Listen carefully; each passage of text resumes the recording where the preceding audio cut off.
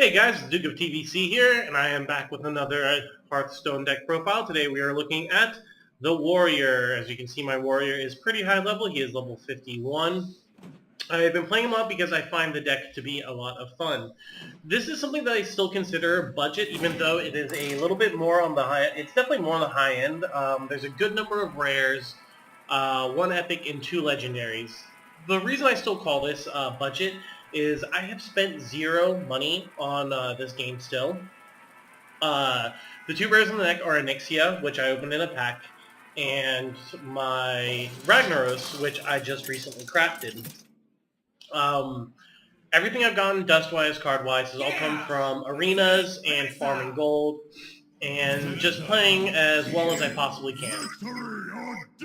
So as you can see, this is one of the rares in the deck.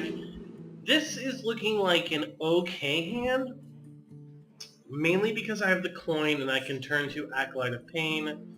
So we're going to go ahead and keep this. So this is definitely more of a control-style deck. It can kill people rather quickly, and unfortunately we are against a hunter, and I can already tell it's going to be a stall hunter. I can see Unleash the Hounds coming into my future. I've actually posted on the forums. I think Unleash the Hounds definitely needs a fix. 2 mana is kind of a joke. I would be pretty happy if the card costs 3 mana, or if the Hounds attacked randomly, died at end of turn, or couldn't attack your hero. Because this is pretty much how I see this whole game going, is him stalling out and just hitting me with his hero power. Now, Warrior is supposed to be a good matchup against Hunter. I probably have a 60% win rate against Hunters, simply because all their wins come from Unleash the Hounds. Every single time a Hunter has beaten me, it's because they get Unleash the Hounds. So he's going to go ahead and kill my Acolyte of Pain. That's pretty standard. You're going to see a secret and then his hero power drop the next turn. It sucks, but you can basically read Hunters at this point. At this point, Explosive Trap is not going to do too terribly much, but if it is Misdirection, then we'll take 2 damage. If it's not Misdirection, then he's going to take 3 damage, and I'm fine with that. So, this is Hunters now. There's no interaction with the board, there's really no interaction with you. Nope, Explosive Trap. So we're fine with that. He's going to take some damage. And then let's go ahead and hit him for another. So we're going to try and race this Hunter without really putting too much on the board, which is kind of difficult to do, considering that they can just do a steady stream of 2 damage every turn. So we have 2 things on the board, and he can very easily go he can do Buzzard into Timberwolf into Unleash the Hounds and just wipe our board. They can do it. So he has the charge minion. He can clear our board and keep a 2-1 on the board, which kind of sucks. But we do have ways to answer back. We are winning the life race at the moment, which is pretty nice. And do we have an effective way? Yes. Alright, so this is what we want. Let's go ahead and play this. We'll play Frothing Berserker, and then we shall kill his board and make our Frothing Berserker even more powerful. So we're behind in the life race now. It sucks, but we have 8 damage on board that can go to his face if he doesn't clear it. And Unleash the Hounds is officially not very good on the board.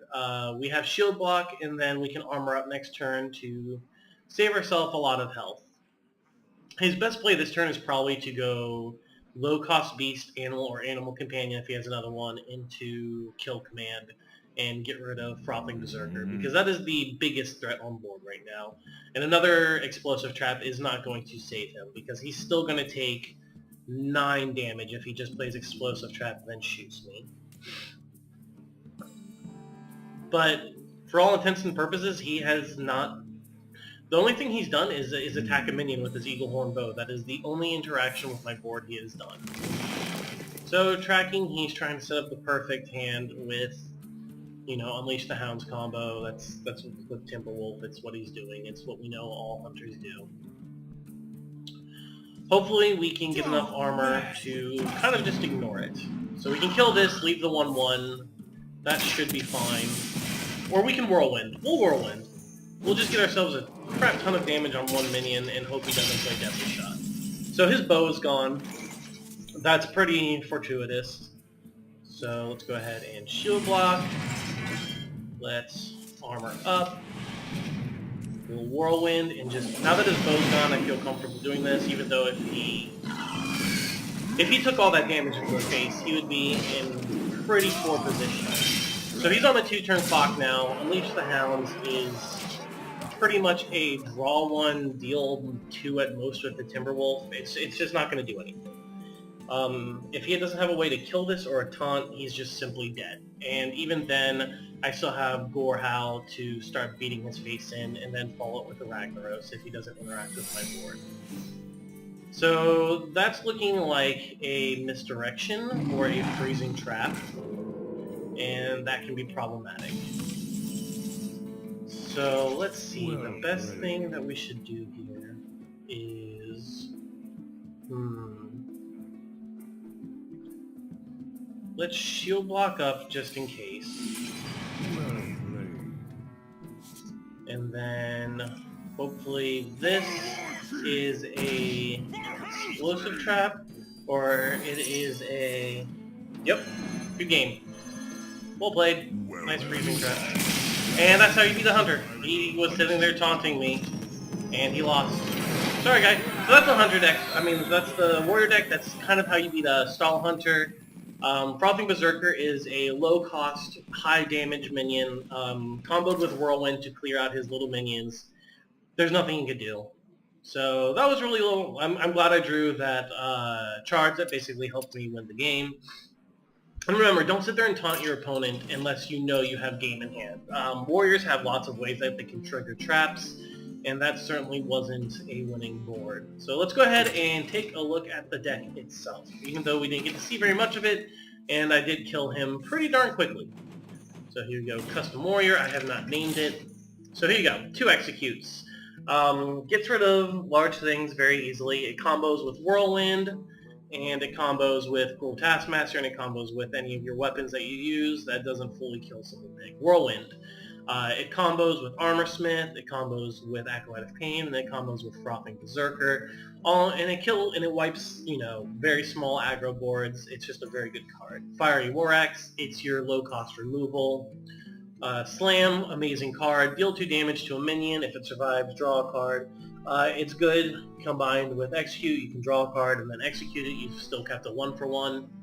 Armorsmith, it's amazing versus aggro. You really don't do it for damage, and it combos with Cruel Taskmaster. Coining into a turn 1 Armorsmith and then following it with their turn 2 Cruel Taskmaster is absolutely insane. It gives you a 3/3 that gives you armor on turn 2 with a 2/2 backup. So good. As well as Cruel Taskmaster can activate your Frothing Berserker as well as Acolyte of Pain, and killing any small minions your opponent has. Shield block, it draws your card and gets you 5 armor, which is essentially health. It's just a really good card, and it cycles. And it keeps you alive when you're using your weapons to clear off minions from the board. Acolyte of Pain, Whirlwind, you know, Armorsmith, Slam. I've slammed it before. I've drawn 2 cards off of Slam, and it's won me the game. Cruel Taskmaster, just so good. Frothing Berserker, as you saw in the last game, it costs 3 mana, and it can get absolutely huge. Arathi Weaponsmith is just a very solid 2-for-1. It gives you a 2/2 weapon, which is basically a 2 damage removal spell that costs you life to play, while giving you a strong 3/3. I would love to see this card be a 3/4. I don't think that would be broken.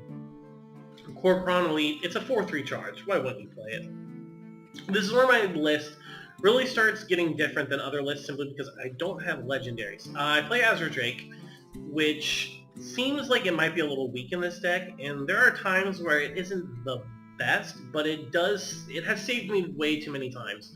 It makes Whirlwind do 2 damage, which it's amazing how often that 2 damage absolutely saves my butt. So it's really nice. It draws a card. It's a 4/4, so it gets around priest shenanigans. Dark Scale Healer, I haven't seen a single list that is using this. The reason I use it is Whirlwind, Cruel Taskmaster, being able to get your Frothing Berserker, your Acolyte of Pain, getting all of your stuff back up to full health after you combo is brutal for your opponent. It's amazing, and it also gives you a 4/5 that gets around priest shenanigans, as well as keeping your health up against aggro decks. One of Gorehowl.